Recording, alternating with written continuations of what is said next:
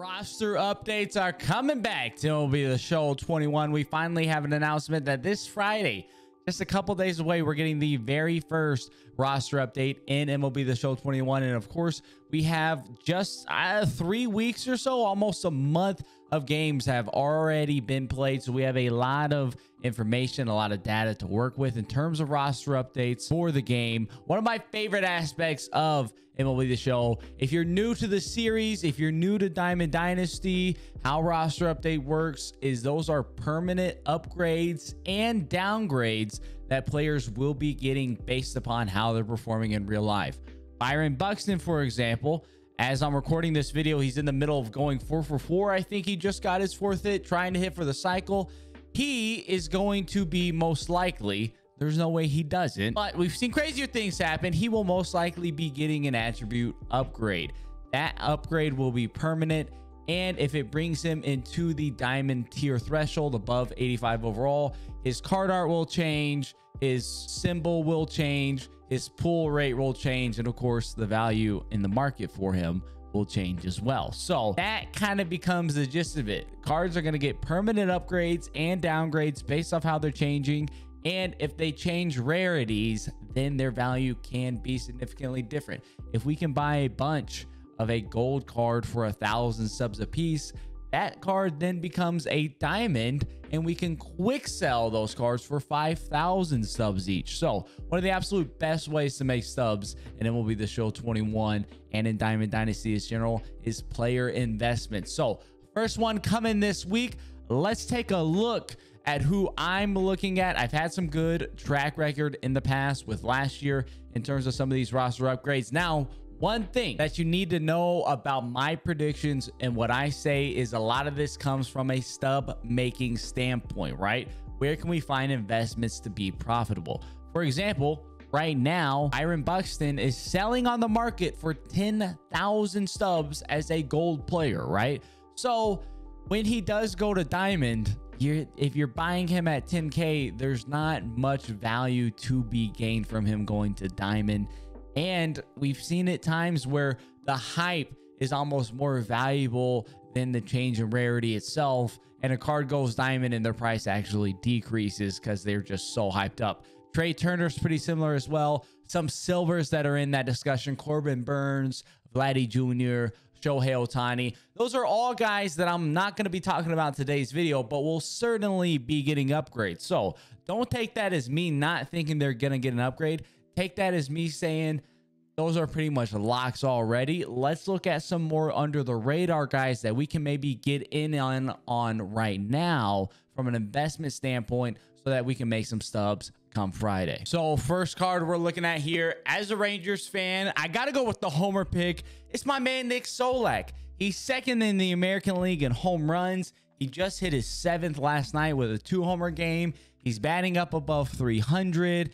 And he doesn't have much of a track record, which a lot of times in those cases, SDS is a little bit more aggressive at times to upgrade those people because they don't have a significant track record. So it's more of a situation of, okay, we're learning what that player is as a whole based off how they're playing right now, as opposed to a long-term veteran who is off to a hot start when we have a track record of, okay, maybe this isn't really what this player is. Maybe they're just hot right now. Of course, that could be the situation with Solac as well, but he had a really, really strong spring training and he's on fire right now. And of course, he's just a bronze. If we look at his locations, we can see 363 on the buy now, 217 on the sell now. So price-wise, pretty low entry point, a lot of room to grow upward. He has a lot of room. If we look at his attributes, his power ratings are very, very low, but he's second in the American League in home runs right now. So a power boost, maybe a little bit of contact boost as well, could definitely give him a significant overall boost. That's another thing that we're looking for, is players that have room to grow. You know, a perfect example of this is Nelson Cruz. He's an incredible hitter. He is playing really well this season, but his attributes are already incredibly high on offensive side of things. He already has very, very high ratings for both contact and power. So then it becomes tough for him to really find the room to actually grow and get any sort of meaningful upgrade, as opposed to, perfect example, Solac here, second in the American League in home runs. His isolated power is up, yet he has a 43 power right and a 49 power left. Obviously, a lot of room to grow there, and you're getting in pretty early for a nice long-term play potential if he can keep up the current pace that he's at. The second guy we're looking at here is, honestly, in my opinion, one of, if not the most underrated player in baseball. It's Rafael Devers. He's still relatively young, a ton of upside, and he is playing super well this year. 2020 was okay for him. He was okay in 2020. He was an all-star, superstar caliber player in 2019, and he's back at that pace again. I'm actually like surprised that he's an 80 overall. I just don't really see how he's not getting a little bit more attention and love on that front. And in terms of his actual performance, his isolated power is up to a career high. His batting average is up over where it's been in the past pretty significantly. Even though his batting average of balls in play is down of his career average, his batting average is higher than his career average. So, and especially higher than it was last year. So he could even maybe start getting a little bit more luck and see that average go up. His on base is up. His slugging percentage is up. He's walking a ton more. He's striking out a ton less. I mean, he's just doing everything you want to see from a player, especially someone who is still younger with a ton of upside, a ton of potential. I think Devers is a guy who's starting to reach that potential. And he's an 80 overall right now. If we look at his locations, 1,000, you can get him at quick sell. He's not going down. He's not going to go down to a silver. There's no doubt about that. You can get them at quick sell right now. This is a risk-free investment. You know, we like to look at those right here. Even if, of course, he's not going diamond in this update, he may not get any boost in this update. But if he keeps playing how he's playing, he will start to get those boosts up into the mid, you know, the low 80s, 82s, 83s. And if he keeps it up, I don't see any way that he doesn't become a diamond at some point this year. And again, if you're getting in at 1,000 stubs, there's nothing you can really risk. You can just quick sell him because he's not going to be going back down to a silver at any point at all. Next guy we're looking at here on the AAs, it's Matt Olson. Again, going back to the situation of players with room to grow, his defense is already insanely well. And in terms of roster updates, SDS usually does not mess with defense too much. Every once in a while, we'll see someone get some adjustments there, but defense is usually a little bit more constant, and they're not a big fan of going in and changing defensive ratings too much. We really just see impacts on the offensive rating side of things. And looking at Matt Olson, he has a ton of room to grow on that front, of course. And looking at his inside edge right here, he's getting +7 to his contact versus right, +7 power versus right. That's already getting him all the way up to an 83 overall. So just knocking on the doorstep of being a diamond. And that's just a +7 to contact and power. He's crushing the ball right now with a 312 batting average, way above where he's usually been at in his career. If he keeps that up, he's definitely going to get some pretty significant contact boost. And that alone could be enough to get him up to that knocking right on the doorstep of becoming a diamond. He's hitting for power as well as isolated power is a little bit up from where it has been over the past couple of years. So there's even some room to still grow on the power front for Matt Olson. This is a guy who maybe gets overlooked a little bit being in Oakland, but he already has the fielding ratings. He's hitting really well this year. Matt Olson is someone who does have a lot of potential to be upgraded. If he can get those contact boosts to come through, he's easily going to be getting up into that diamond tier. And when we look at his price, again, another guy, $12.50 on the sell now. So not quite quick sell value, but not too far off either, especially if he doesn't get any significant upgrade this week. That's the guy you could be looking at whenever we have another market crash from content coming out. If we look at his marketplace, we can see he was dipping just down to 1K quick sell value whenever we had all that new content release on Tuesday. So that's another situation. You could just wait for that. He drops down to quick sell value. You can pick some up, and then in another week or so, he gets those boosts to the 83 range. So maybe a little bit after that, he goes up to diamond. Matt Olson, a lot of room to grow. I'm really big on him for getting an upgrade relatively soon. Now, the next guy we're looking at here, our first pitcher on the list. We've done 3 position players. We're going to come out with 3 pitchers now. Lance Lynn. He ended MLB The Show 20 as a diamond. So he's starting this year just as an 83. So clearly the potential and upside for him being a diamond is there. SDS has made him a diamond before last year. and he's just been absolutely dominant to start the season with the White Sox. Had a record-breaking first start with them. Has had a couple injuries, or a injury, I should say, so he has missed a couple of starts. So honestly, that's probably keeping his value down a little bit. Otherwise, he'd probably be more in the lock range for a diamond. But being a diamond last year, that precedent was set. There's kind of that track record there, and he's come out dominating again this year. I wouldn't be surprised if they go ahead and just give him the full bump to diamond right out the gate. If not this week, maybe wait another start or two, and then the next roster update, assuming that he's had another couple good starts, which the way he's been pitching both last year and to start this year with the White Sox, it's just absolutely filthy. So I don't see any way that, definitely if he keeps up his current pace, he's not going to be able to go diamond. His strikeout rate is up from last year. His walk rate is down. And then, again, he was an 85 overall last year. Now he's playing better. So it would make sense that he's going to get back up to that overall, if not higher. Lance Lynn, he's a pretty good play, in my opinion. 29.50 on the sell now. He is a bit higher. Another situation, though, if he doesn't get it this start, let's take a look at his marketplace. We can see 11.97, just about on the low for the buy now and sell now for Lance Lynn from Tuesday's content that dropped the prices down across the market. You're able to pick up Lance Lynn for almost quick sell value.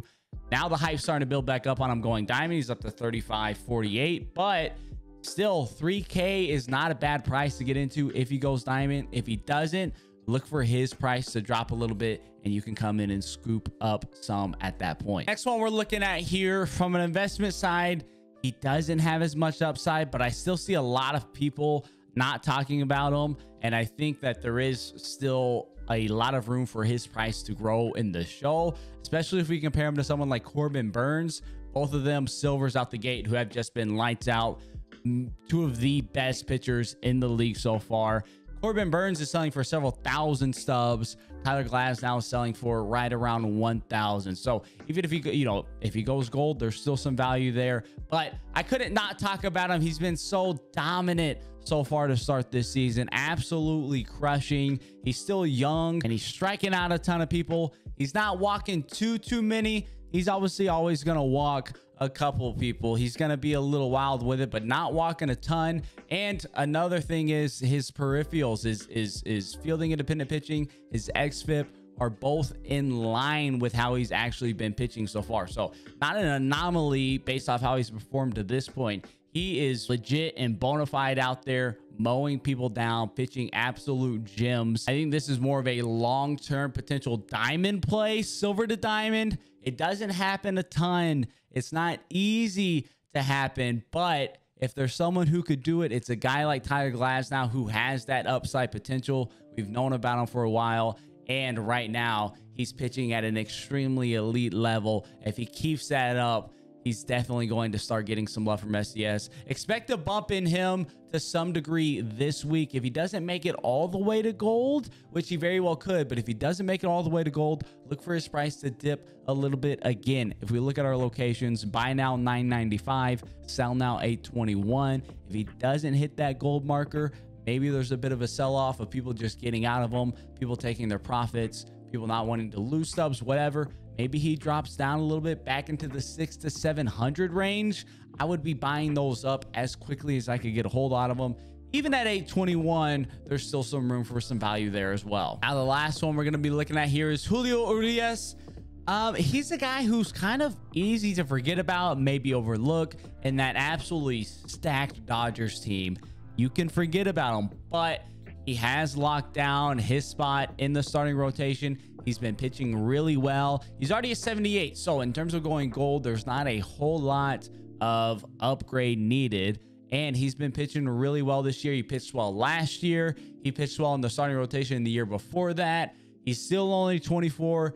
The upside is there, the potential's there, and he's starting to put together a really good start to the 2021 campaign. I think he's someone who's definitely deserving of some upgrades. Compared to 2020, which was really only his first season full-time starting, he's striking out more already. He's walking a lot less, and his peripherals are really positive as well. I think the only reason he isn't a gold as it is just a little bit lack of track record. Again, Last year was really his first year full-time starting. He made some starts back in 2019, but it was only a couple spot starts, and he worked a lot out of the bullpen as well. So last year being his first full year starting, now he's doing that again and looking really good out the gate doing it. I think he's a guy who's going to get some love, especially on the upgrade fronts moving forward. His strikeouts per nine is only a 60 right now in terms of his attribute ratings. He's striking out close to 10 people per 9 innings. So definitely potential to move up on that front, and that alone would probably get him to a gold. If you look at his price, $567 on the sell now. So a good price to come in and jump in at. You can get him for 600 stubs, and he goes gold on Friday. You're making 400 stub profit a piece just for quick selling. That's easy money right there. Big market team into play in the spotlight a little bit, even if it's easy to overlook them and forget about them in the back end of that Dodgers rotation. He's going to be a guy, usually, your Dodgers and your Yankees and players on those types of teams, when they start doing well, they get the upgrades. It's just how it works out. Julio Urias only needs 2 overall points to go up. That's just a splash in the bucket at this point. I think he's a lock. Maybe not this weekend, maybe not this Friday, but definitely at some point to get that boost up. So there it is, the 6 players I'm looking at throwing out some investments on this week. A little bit of mix of some lower overalls, some higher overalls, some guys that are a little bit closer to being the locks, maybe some more long-term plays. Of course, I've certainly missed some people, a couple pitchers, some wild cards I thought about mentioning before I trim my list down to 3 were Nady Eovaldi. Maybe the stats on the surface aren't there, but the peripherals are really, really strong. I like Eovaldi. Also, Danny Duffy has been on fire to start for the Royals, and Kyle Gibson has looked elite after going 2/3 or a third of an inning. 2/3 of an inning? I can't remember.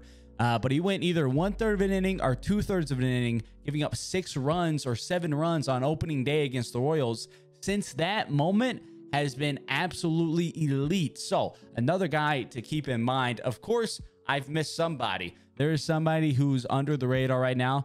Maybe there's some obvious ones that I missed that are just crushing the ball right now, or they're just dominant on the hill. Let me know down in the comment section. My favorite part about these videos is just getting to chat baseball with y'all. Let's talk about who needs to be upgraded, who needs to be downgraded, who's on fire so far this year. It's one of my absolute favorite aspects of being part of the MLB The Show community as a whole. It's just getting to talk baseball with people. There's not many things better than that. So let me know down in the comment section below. Who are you looking at? Who have I been missing? As always, if you enjoyed this video and you want to see more of these roster update predictions as we get to the roster updates every other week, it's most likely going to be like, definitely be sure to leave a like on this video and subscribe. We're going to be pumping out the content as always. Tons of gameplay starting to come out on the channel as well. Of course, all of our stub making methods. We're going to have you covered on those fronts. If you watched till this long, though, thank you so much. It's been an incredible couple weeks on the channel. Until next time, though, I'll catch y'all around.